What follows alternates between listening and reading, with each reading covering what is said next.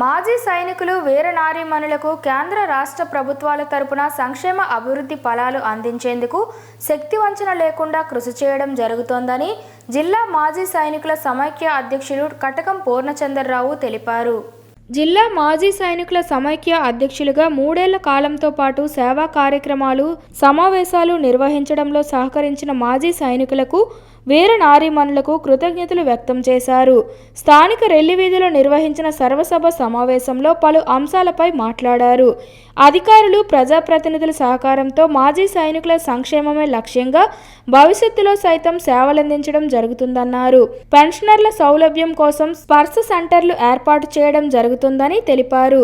EHS integrated Sainik భవనం నిర్మాణం త్వరలోనే పూర్తి చేసి సేవలందించడం జరుగుతుందని తెలిపారు. సమావేశంలో పలువురు మాజీ సైనికులు పాల్గొని ఆత్మీయ సత్కారం నిర్వహించారు.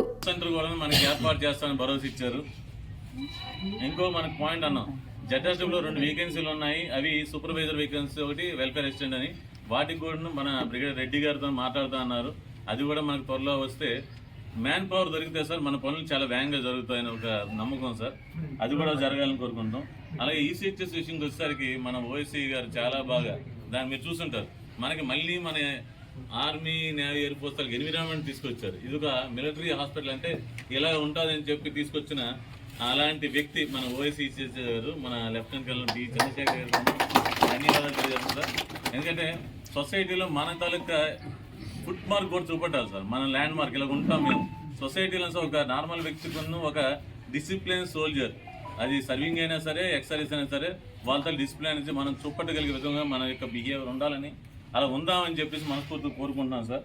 అలాగే సార్ మీకు తెలిసినో తెలీదు, కొన్ని మెడికల్ హాస్పిటల్లో చిన్న చిన్న ఇష్యూస్ ఉన్నాయి సార్. అవి చిన్న బ్లూటూత్ అంటే మనకేంటంటే టీచింగ్ ప్రాబ్లమ్స్ అంటారు వాటిని. అలాంటి ఎందుకు కొత్తగా వచ్చింది కాబట్టి కొత్తగా వచ్చిన కోడలు మనం ఎలాగ సర్దుబాటు చేస్తాం చేయాలి.